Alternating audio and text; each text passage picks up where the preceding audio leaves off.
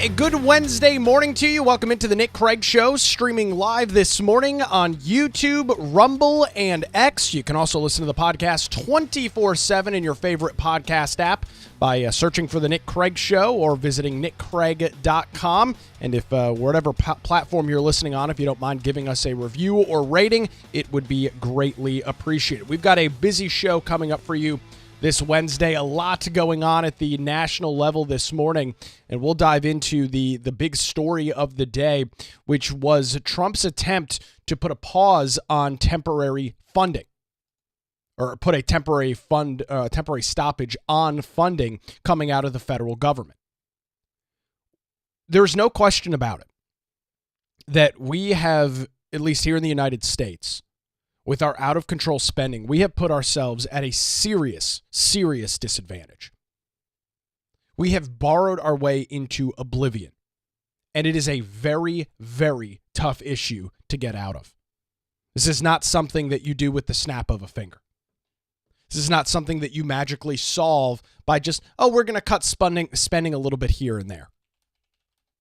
I mean, you look at the national debt right now, it's over $36 trillion, going up every second that we speak.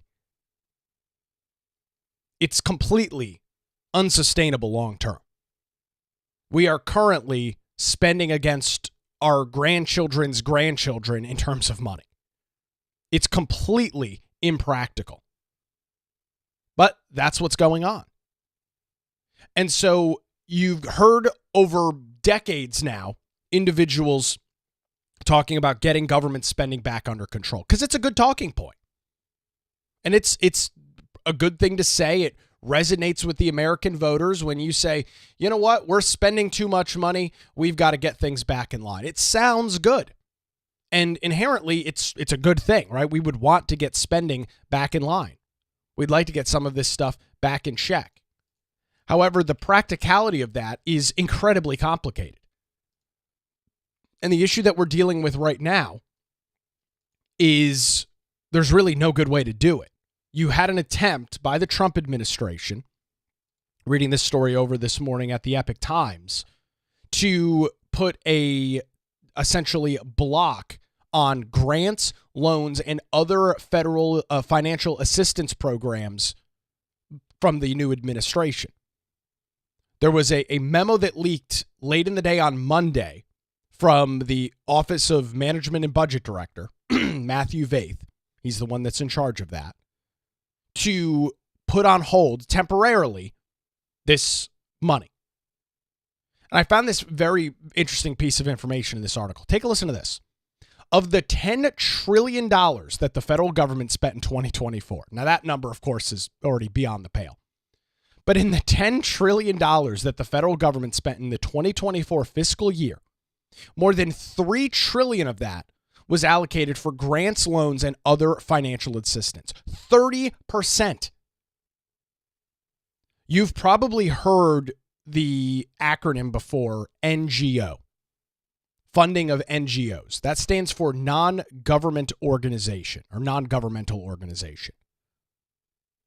These are groups that are like kind of somewhat affiliated with the government. They're not the government themselves, but they're close enough affiliated with the government that they get millions, in this case, billions and trillions worth of dollars from the federal government each and every year. It's not sustainable.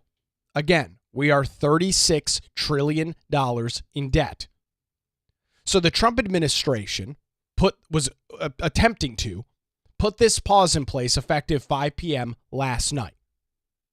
And of course, this immediately sparked outrage from the left, with calls and claims that Social Security and Medicare and Medicaid and SNAP, which used to be called food stamps, that all of this stuff is just going to stop. Now, of course, that wasn't true, but that didn't stop the narrative from spinning up at a very rapid rate, which is exactly what happened. You had yesterday liberals on social media, liberals in the White House press briefing room, which we'll get into, making these outlandish claims that all of these programs are going to be stopped after being told, no, that's not the case. But the media is in the business right now of fear-mongering.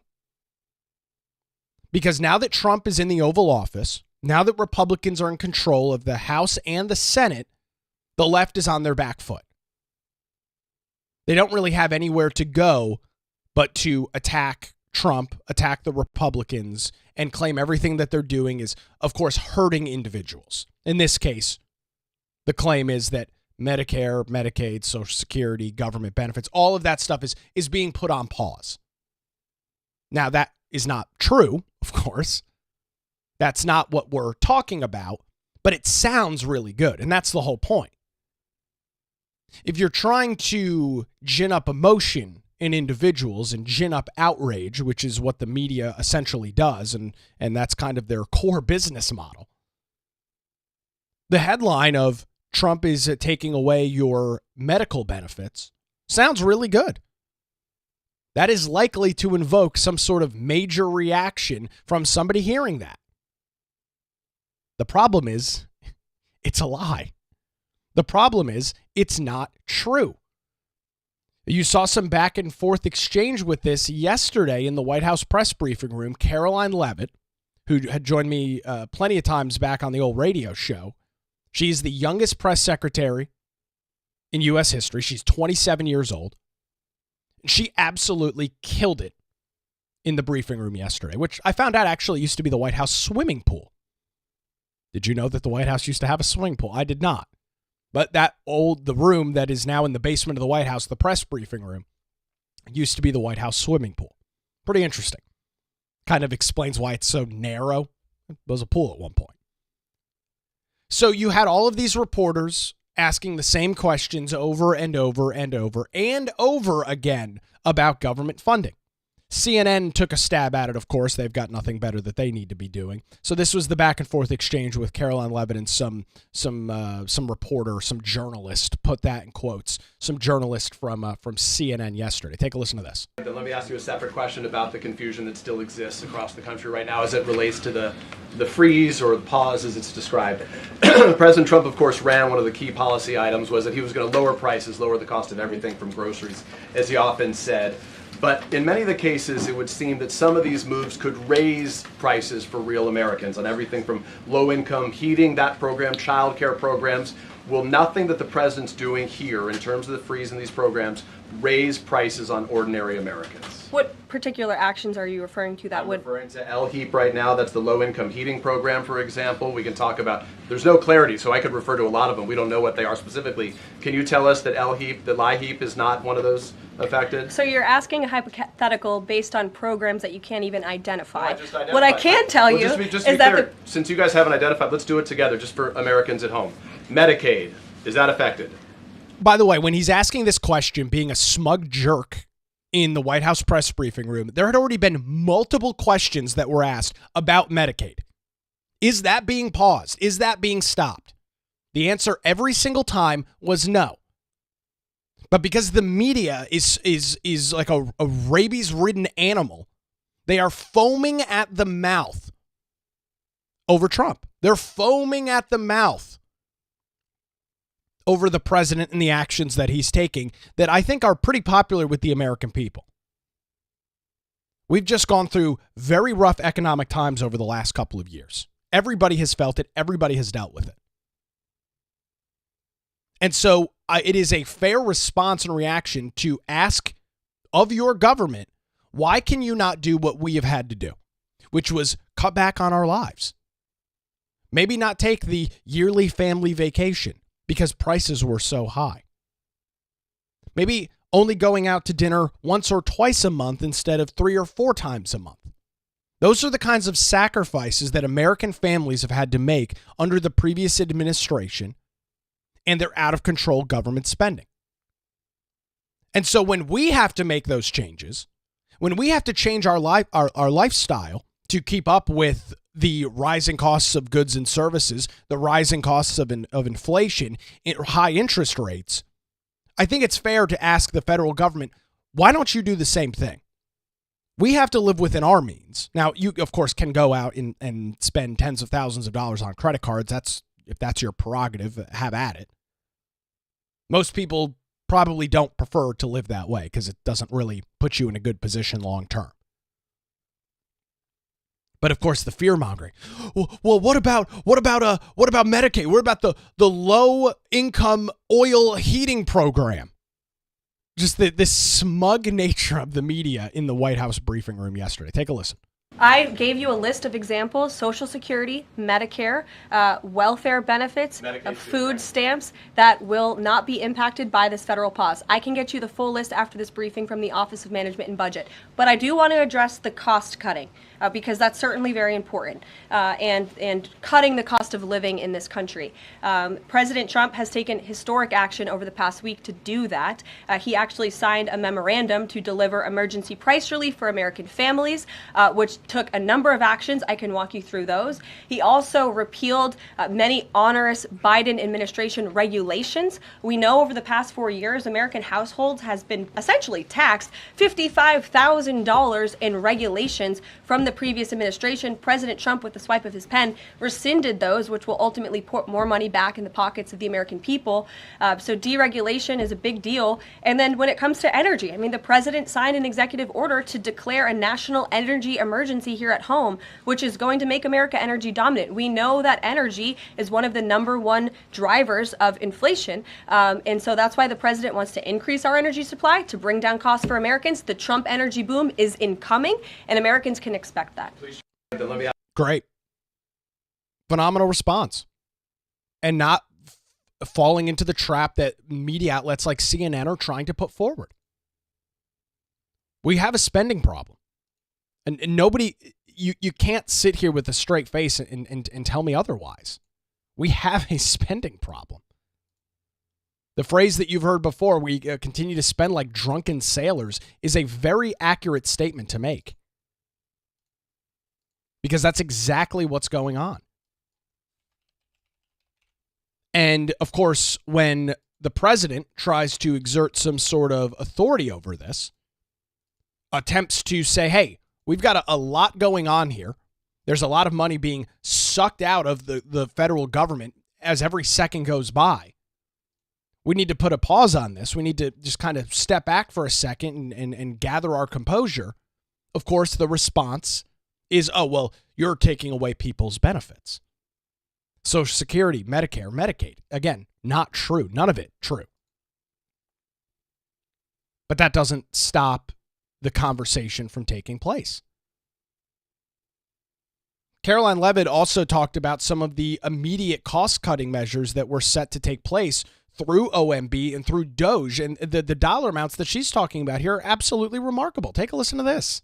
Just during this pause, DOGE and OMB have actually found that there was $37 million that was about to go out the door to the World Health Organization, which is an organization, as you all know, that President Trump, with the swipe of his pen in that executive order, is no longer wants the United States to be a part of. So that wouldn't be in line with the president's agenda.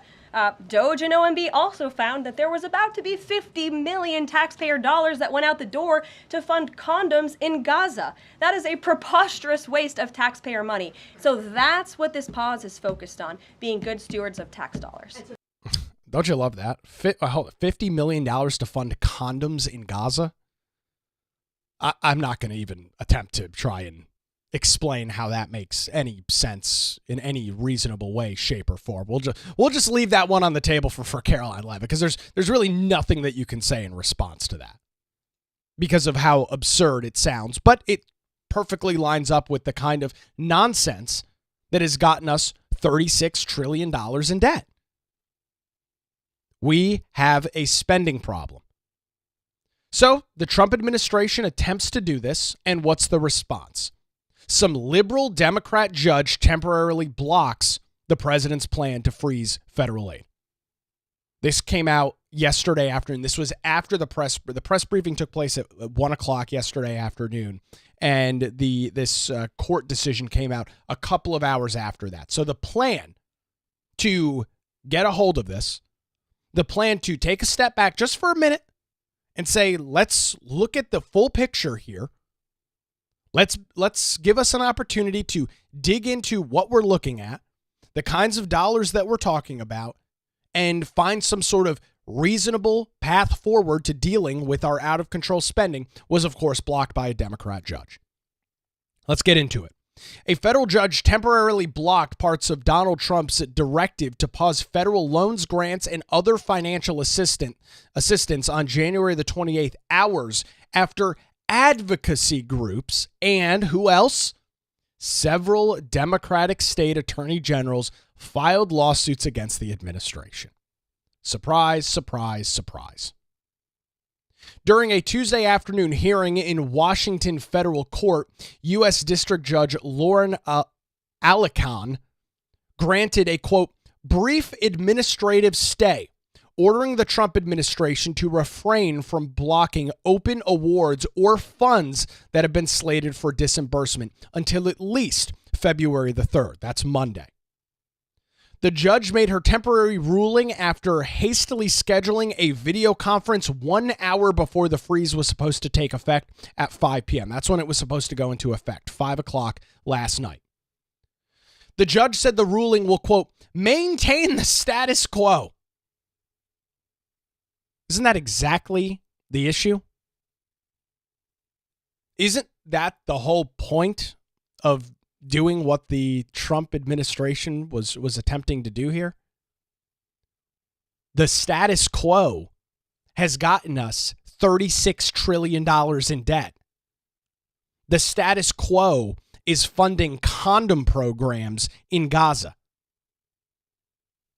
The status quo is giving tens of millions of dollars to the World Health Organization, which the Trump administration pulled us out of with an executive action his first day in office. But, status quo. The judge said the ruling will, quote, maintain status quo and does not prevent the Trump administration from suspending funds for new programs, nor does it require resuming expired funds. So there's now another hearing that is scheduled for February 3rd, that's this coming Monday, at 11 a.m., where the judge will determine the next steps for the case.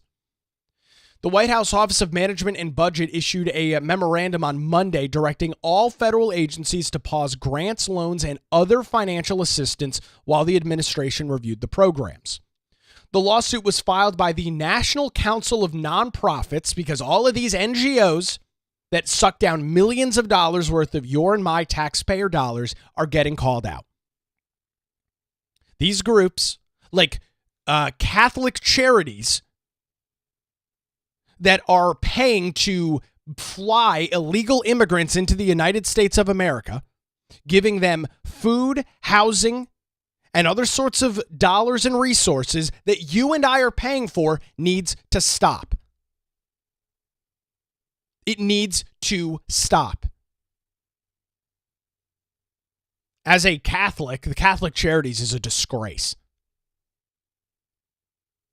Tell me why the federal government should be allocating taxpayer dollars to nonprofits and charities like that for them to encourage and facilitate individuals' illegal entry into the country.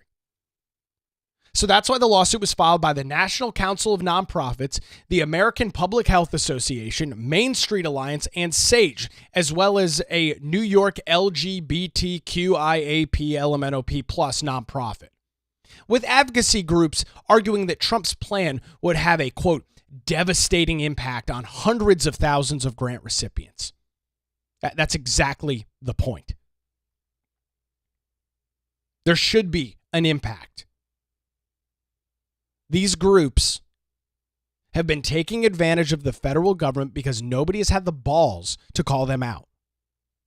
Nobody has had the willingness to actually go and try and solve this problem.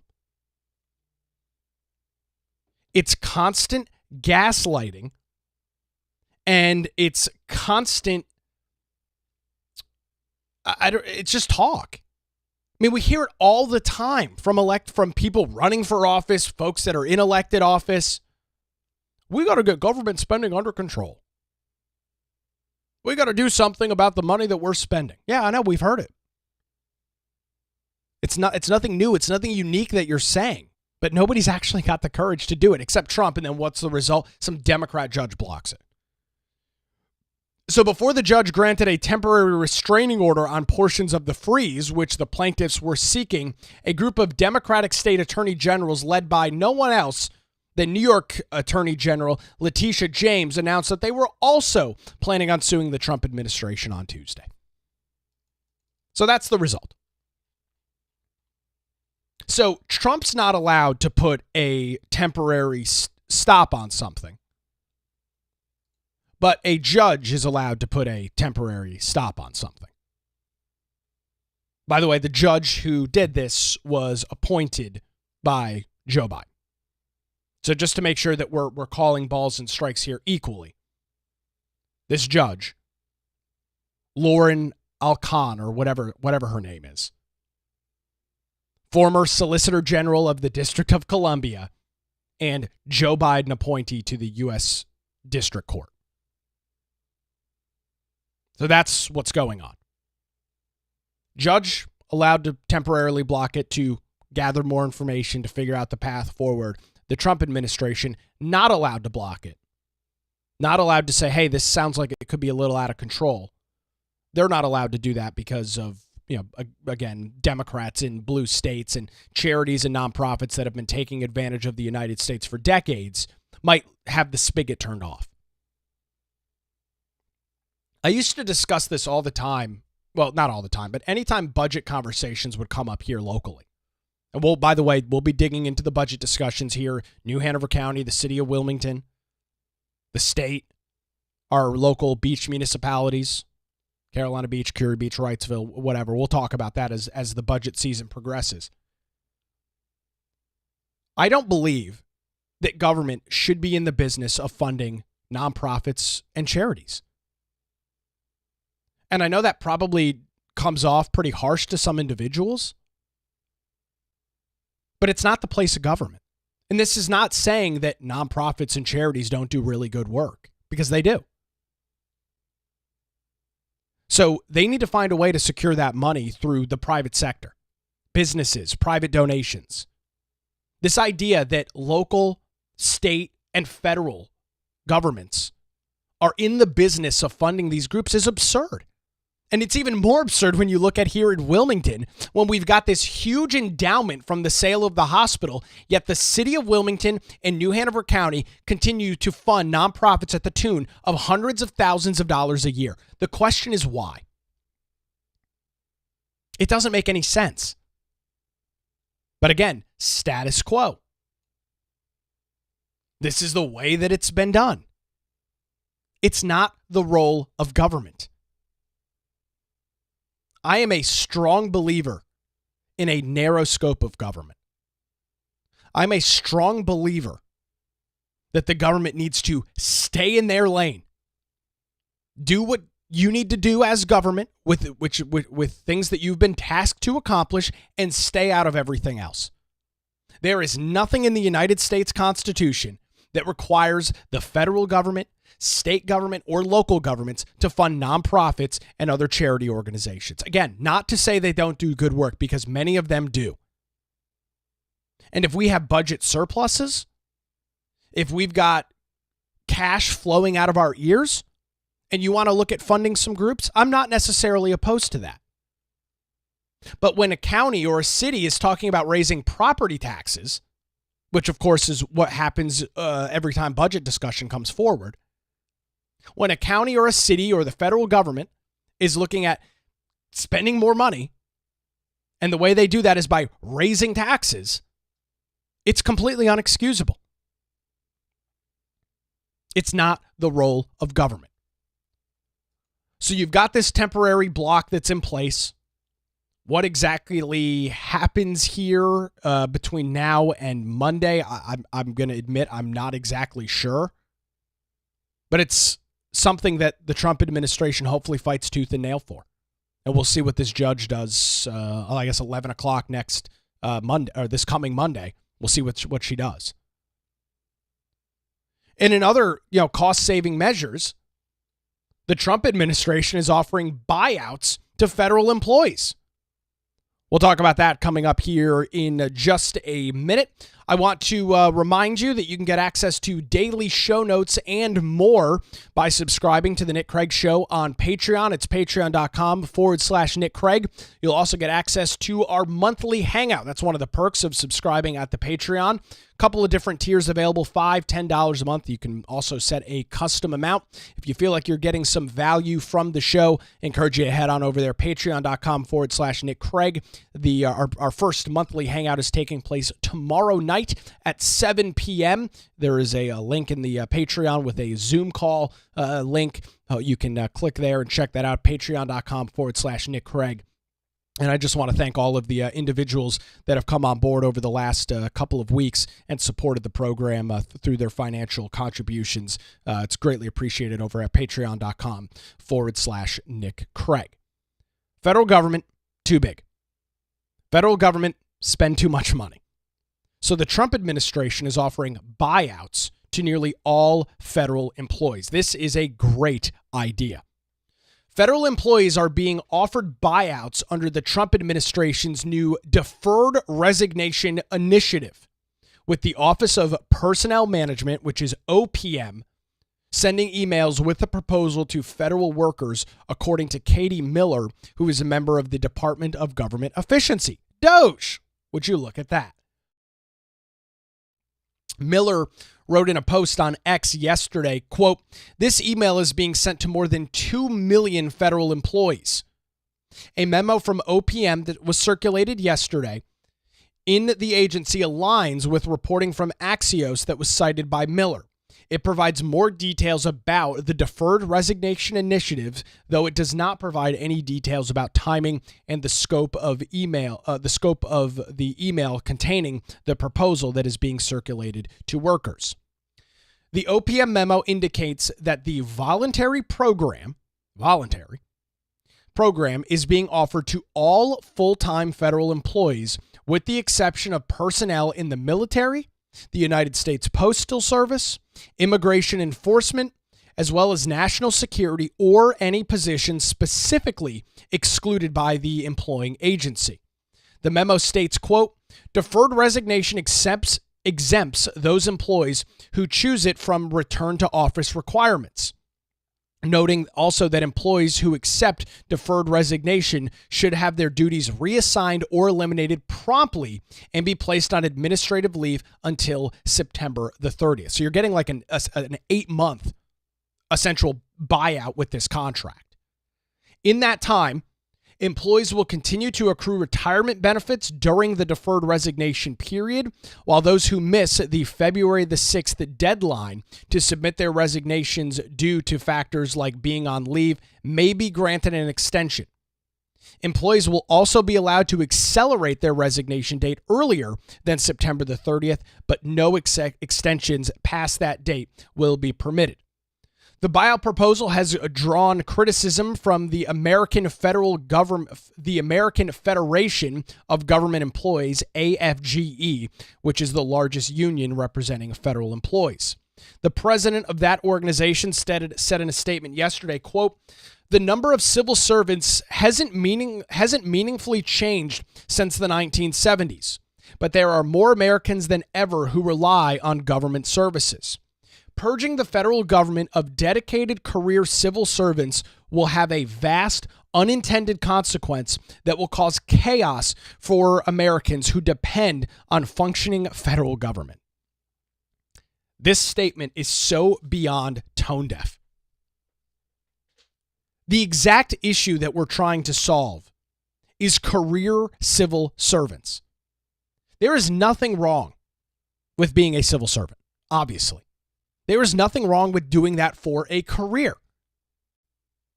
But you can't sit here with a straight face and tell me that you are getting 100% effective utilization of some of these individuals. There's over 2 million federal employees in the country. And this statement said, oh, this is going to create chaos for Americans that depend on a functioning federal government. I guess the union president here doesn't understand how much of a pain in the ass it is to interface with the federal government. I guess the union president here doesn't understand the kind of chaos that you have to go through to actually interface with the government. Why don't you go tell the folks in Western North Carolina about how this is going to create chaos for them, the ones that are depending on the federal government?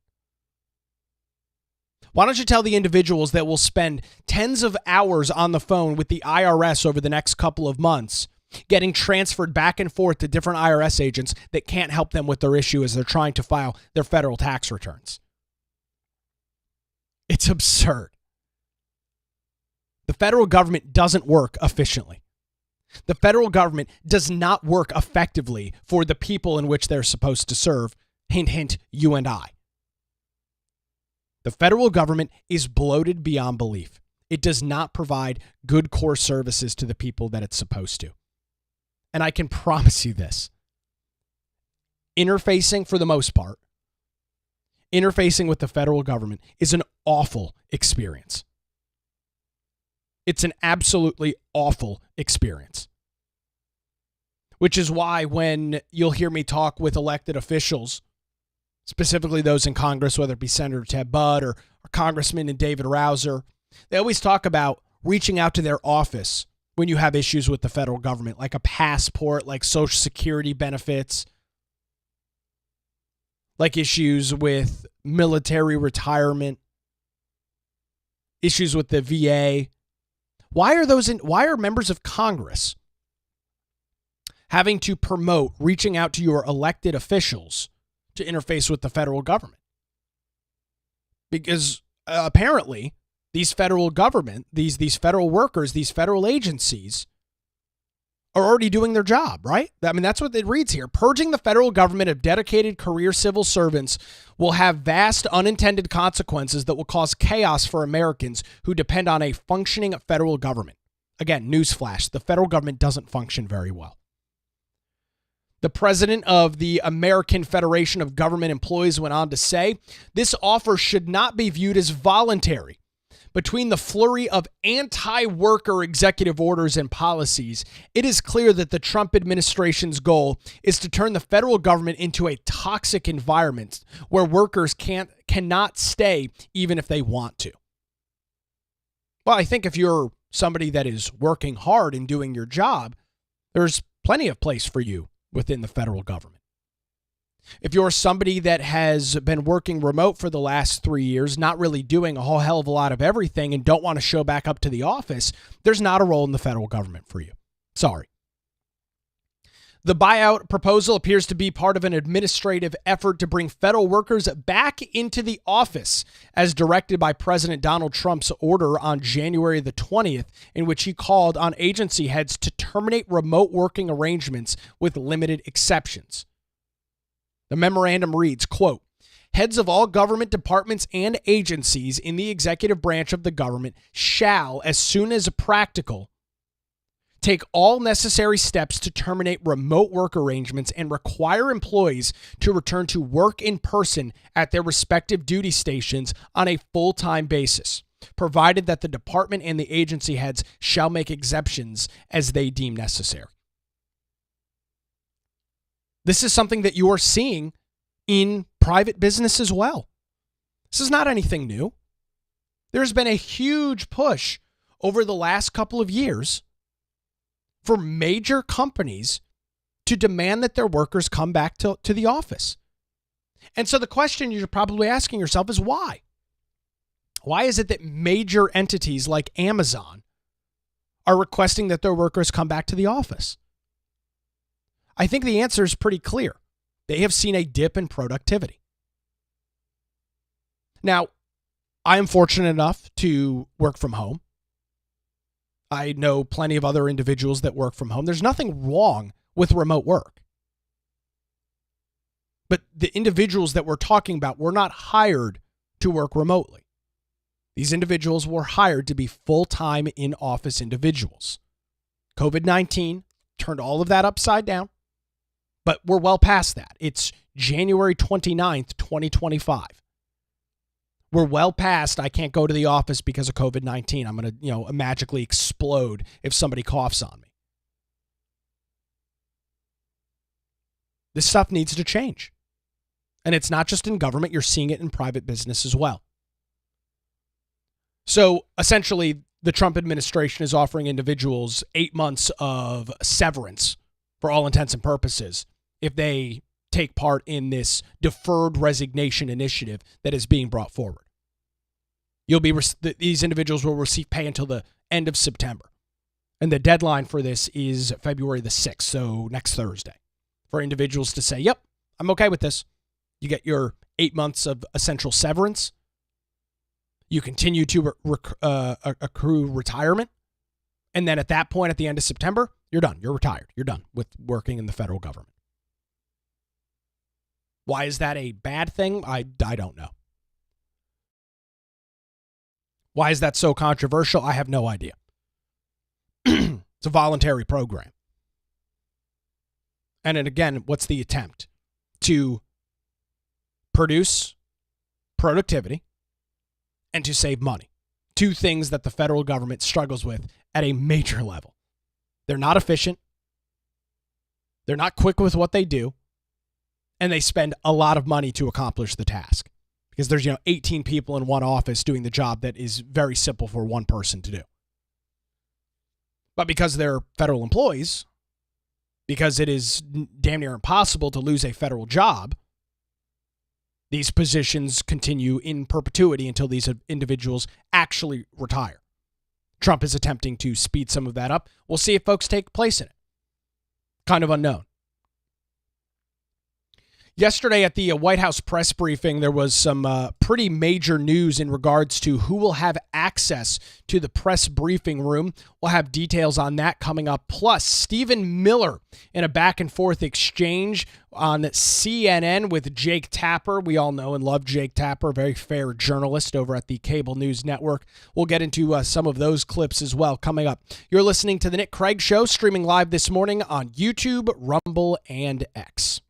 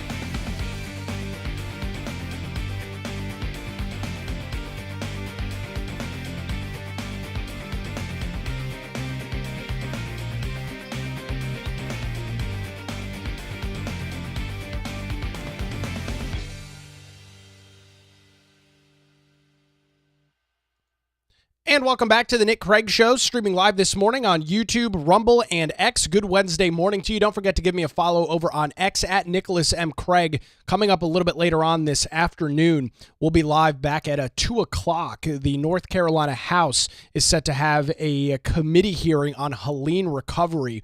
We'll be watching that along on X and Rumble coming up a little bit later on this afternoon, so make sure you follow me over there on X. You'll get a notification of those live streams over at x.com/Nicholas M. Craig.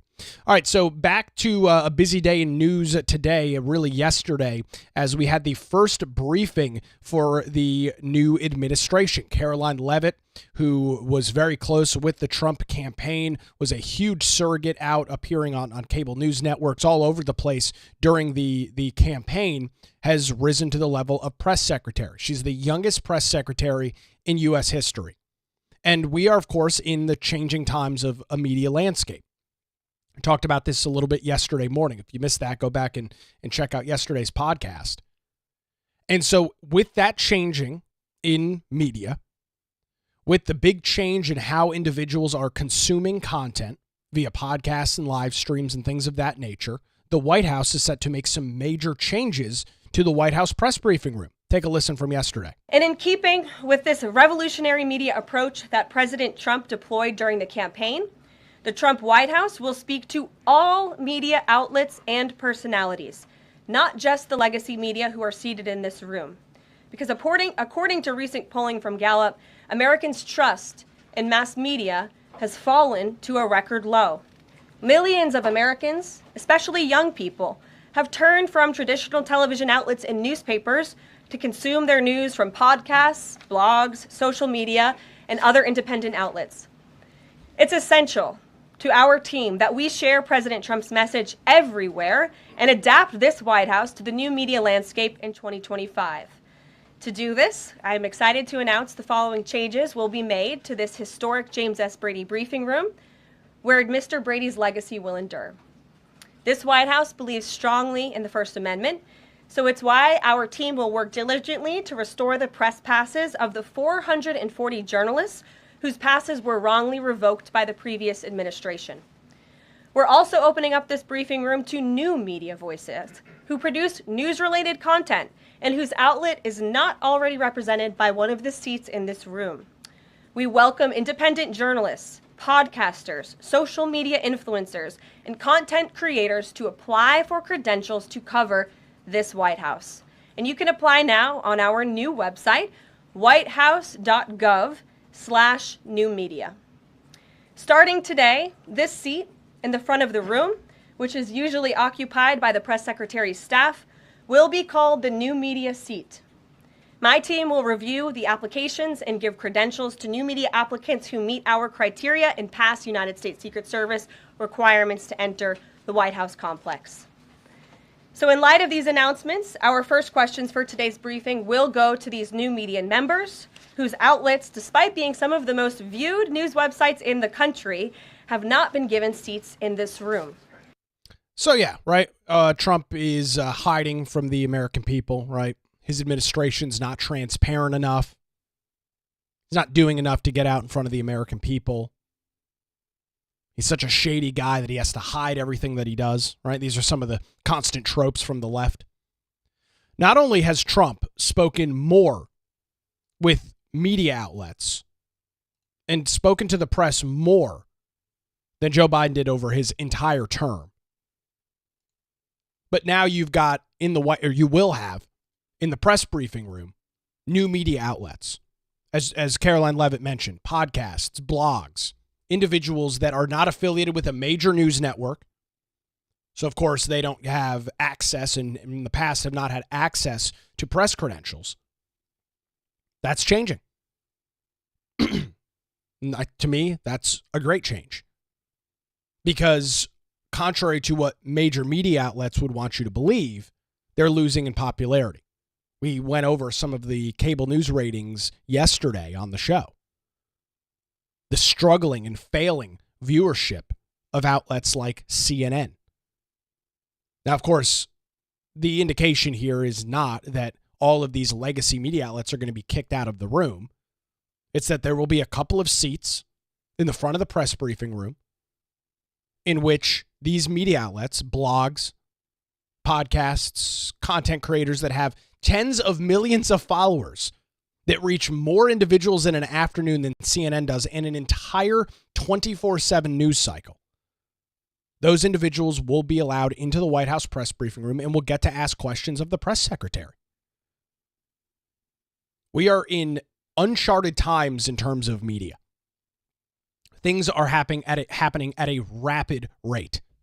And it's great to see, of course, a very young press secretary, just 27 years old, that they are leading this charge. And of course, restoring, kind of bearing the lead in one of those, restoring over 400 media outlets that had their press credentials revoked by the previous administration. Surprise, surprise. Right? Because Joe Biden was really the president for the American people. Joe Biden really was the president for all. He was incredibly transparent, always getting his concise thoughts out there for us to understand and to have him be able to explain what he wants to do. That was definitely what was going on in the past administration, right? I caught this interesting thread yesterday on X from Charlie Scheipering, who works over at the Daily Mail. And his post says this: remarkable level of Trump press access in the first week of his presidency. And he lists out the times in which Trump is taking questions from the media. Oval Office executive signing orders. That was day 1. 15 minutes and 38 seconds. Trump's West Wing, him walking in between the West Wing. 30 seconds there. Before Marine One, that's at the White House, departed for North Carolina and California. 3 minutes, 5 questions. After landing at the Asheville airport, 7 minutes, 6 questions. In Fletcher, which is where that briefing room was that we showed you, where Trump was sitting at the table with the officials there, 11 minutes, 15 questions. Arriving in Los Angeles last Friday, 3 minutes, 2 questions. Before leaving Los Angeles, 2 minutes, 6 questions. Aboard Air Force One en route to Florida, 20 minutes Trump spoke with the press, 34 questions. And then once again, aboard Air Force One en route to Washington, D.C., 12 minutes, 29 questions. You are struggling from severe Trump derangement syndrome if you can't look at the access that this president has and not believe that it is a standard that needs to be followed going forward. Does it need to be all of this? No, Trump, I think, is an outlier in regards to the media. But this is what we should expect from our elected officials. This is what we should expect, and we did not have that in the previous administration. Joe Biden went months without taking questions from reporters. Months at a time. Of course, saving democracy and all that other fun stuff that he talked about. This is the gold standard for access to the president, access to the Oval Office, access to the leader of our country. Caroline Leavitt was asked yesterday as the press briefing was wrapping up about how often she's going to be back and how often, these press briefings are going to happen. And her answer was probably not what the media wanted to hear, but she said, the president himself is the most effective communicator within the administration. And he's already given you guys incredible access in a week. So so there's not probably going to be a daily briefing because Trump's speaking to the media so much. We don't know exactly what that schedule is going to look like. We don't know exactly how often she's going to be out there. But if Trump continues with this level of access to the media, I mean, what's the point of the press briefing? Trump's answering the questions and taking some of this stuff on himself. So does it really even matter? This is what we need to expect and demand going forward for both Republicans and Democrats. Now, of course, they don't like doing that. Elected individuals, both Republican and Democrat, typically don't like having to answer questions. Trump does. His administration does. And we need to demand this in the future because it's a win for everybody. So taking a look at a couple of other things as we wrap up the show here this morning, another little back and forth exchange during the press briefing yesterday. Of course, illegal immigration is the big topic. Democrats and major media outlets, of course, one and the same, attempting to tear at your heartstrings, pull your heartstrings over immigration. It's a major issue. It's something that the previous group under Joe Biden and his borders are Kamala Harris allowed to run completely amok in our country. And so now the argument, or in some of the narrative that you're seeing spun up, is that the Trump administration is not going after just violent criminals. They're going after everybody, right? We saw Selena Gomez crying yesterday over that. My people are being attacked. So this was a question. I don't know who this reporter is, but some reporter was trying to challenge the Trump administration through the White House press secretary on this yesterday. Take a listen. On immigration, of the 3,500 arrests ICE has made so far since President Trump came back into office, can you just tell us the numbers? How many have a criminal record versus those who are just in the country illegally? All of them, because they illegally broke our nation's laws and therefore they are criminals as far as this administration goes. I know the last administration didn't see it that way, so it's a big culture shift in our nation to view someone who breaks our immigration laws as a criminal, but that's exactly what they are. You made a point of going from the worst to worst. They all have a criminal record? And welcome to the briefing If they broke our nation's laws, yes, they are criminal. Yeah. Very hard to understand. Very hard to wrap your head around. Individuals who broke our laws to come into the country are in fact criminals. A masterful smackdown by Carolyn Levitt. Quote, if they broke our nation's laws, yes, they are criminal. What's the argument? What's the challenge there? And keeping on this immigration thread, you had Stephen Miller, who's the White House Deputy Chief of Staff, giving some airtime to CNN yesterday, the illustrious Jake Tapper. We know where he falls politically, of course. Flaming liberal. And so he tried getting Stephen Miller in a little bit of a back and forth yesterday on CNN. And Stephen Miller just absolutely slapped him down. And what was the topic? Of course, immigration.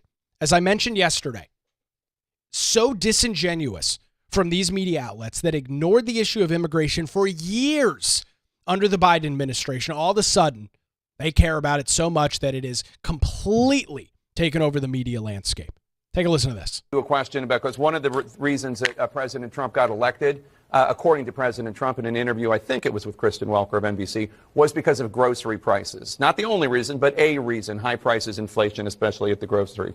The Department of Agriculture says that between 2020 and 2022, 42% of crop workers were undocumented immigrants. And in many cases, as you know, these migrants do jobs many Americans do not want to do. Now, I'm going to pause it right there. I adamantly disagree with the assertion there from Jake Tapper. This is a typical Democrat liberal talking point. Well, the only people that will want to work in our country are illegal immigrants. Americans don't want to work. So the only people that can do these jobs are people that are illegally in the country. That is a BS narrative that is constantly pushed by the left. It's not accurate. It's not exact. It's not what goes on at all. But for them, it's a very convenient talking point. It's something that they can run with ad nauseum, and for them, it provides them the kind of shade that they need for their continued coverage. It's the way that they can justify breaking our laws. It's the way that they can justify having immigration law completely thrown out the window. And so they do this by saying, "Oh well, nobody will do these jobs. The only people that will do them are illegals, illegal aliens, illegal immigrants." It's not true, but of course that doesn't stop the mainstream media from running with the talking point, which is precisely and exactly what they do. So going back to Jake Tapper, take a listen to this. So how does President Trump make sure that the effort to deport people who are not in this country legally doesn't end up hurting Americans who want safe borders, absolutely, but also don't want to see even more higher prices in groceries? Well, I mean, I'm sure it's not your position, Jake. You're just asking the question that we should supply America's food with exploitative illegal alien labor. I obviously don't think that's what you're implying. Only 1% of alien workers in the entire country work in agriculture. The top destination for illegal aliens are large cities like New York, like Los Angeles, and small industrial towns, of course, all across the heartland, as we've seen with the Biden floods. Mm-hmm. None of those illegal aliens are doing farm work. Those 30,000 illegal aliens that Joe Biden dumped into Springfield. I'm talking about the ones that are. But I'm explaining this. It's important to understand. Now you're kind of changing the subject. I mean, Jake Tapper is such a jackass. I mean, it's. Oh, you're changing the subject. No, he's explaining to you your assertion that everybody that's illegally in the country is just doing farm work. All they're doing is picking strawberries and oranges all day is a lie. But stop changing the subject here, Stephen. This is the difference between coming to an argument with facts and feelings. This is the quintessential example of that. Jake Tapper and his cohorts over at CNN have feelings about this. Stephen Miller's coming with facts, and now Jake Tapper's going to accuse him of changing the subject. I mean, I'm talking about the ones. I will give me 30 minutes. I'll go as deep as you want on this. We don't have 30 your minutes. Audience. I don't have a 30. I'm talking about the ones that work in the agriculture industry. I'm you can come back and we can talk about the ones in the cities. I He's swear. such a jerk. I'll do the whole answer. The illegal aliens that Joe Biden brought into our country are not full stop doing farm work. They are not. The illegal aliens he brought in from Venezuela, from Haiti, from Nicaragua, they are not doing farm work. They are in our cities collecting welfare. As for the farmers, there is a guest worker program that President Trump supports. Over time as well, we will transition into automation, so we'll never have to have this conversation ever again. But there's no universe in which this nation is going to allow the previous president to flood our nation with millions and millions of illegal aliens who just get to stay here. And we are especially not going to allow a subset of those illegal aliens to rape and murder our citizens. So we are going to unapologetically enforce our immigration laws, and as I'm sure you will celebrate, we are going to unleash the power and might of the U.S. government to eradicate the presence of transnational threats on our soil. So, yes. Good old CNN. Complete excoriation by Stephen Miller. And we wonder why CNN is seeing failing viewership. We wonder why. We scratch our heads ad nauseum, wondering why individuals are not watching the cable news network anymore. A bad, false, disingenuous assertion brought forward by Jake Tapper, which is a common one on the left. I probably saw this ridiculous post over social media over the last couple of days. MAGA farmer says that if Trump gets rid of all the illegals, the United States won't have food in 2 days. The assertion is false. Stephen Miller claims the assertion is false, saying the individuals that came into this country over the last 4 years under the Biden administration, as Joe Biden was down there with his ice cream cone waving a white flag for these individuals to cross the border, are not working in farms. They are not picking crops, as CNN and Jake Tapper want to assert. And he's spot on about it. There's no industrial farming going on in New York City, in Midtown Manhattan. There's no industrial farming going on in Los Angeles. And does Jake Tapper allow him to respond? No. He claims he's trying to change the subject. That's not what I'm talking about. Complete disingenuous reporting. And I'm so glad that Trump, once again, has surrounded himself with individuals that will call this nonsense out. That are not going to just sit back and allow Democrats like Jake Tapper, Democrat news outlets like CNN, to run with these ridiculous narratives. Well, we don't have 30 minutes for you to explain it. You don't. You have 24 hours of garbage programming that you run. If Stephen Miller, if you're going to ask a question of Stephen Miller, you should at least maybe a minute or two to try and explain it without jumping in and cutting him off. But they're incapable of doing that because it doesn't fit the narrative. Doesn't fit the narrative. So what do? We ignore it. Doesn't fit the narrative. So what do? Claim that they're changing the subject. Gaslighting, once again, the American public, which is why nobody's watching these outlets. So keep it up, CNN. Bravo. Continue to bury yourself in non-existence. I'm all in favor of it. We're expecting a busy day today. RFK is set to make his way in front of a Senate committee here in about 2 hours. That'll take place at 10 o'clock this morning. Plus, here in North Carolina, the House Select Committee on Helene Recovery is meeting this afternoon at 2 o'clock. We are going to hop back on live stream on X and Rumble around 2 o'clock this afternoon when that committee meeting starts.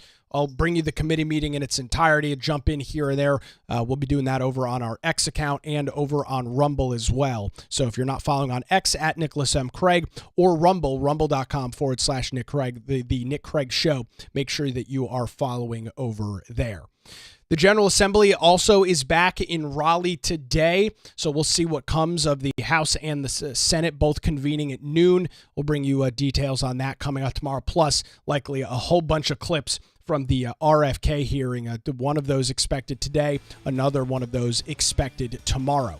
That's going to do it for a Wednesday edition of the Nick Craig Show. Don't forget that you can follow the show over on Patreon, where you get access to show notes and bonus exclusive content, including our monthly hangout that is happening Thursday at night. Patreon.com/Nick Craig. That's going to do it. Have a great Wednesday, everybody. We're back tomorrow morning live on YouTube, Rumble, and X at 7 o'clock.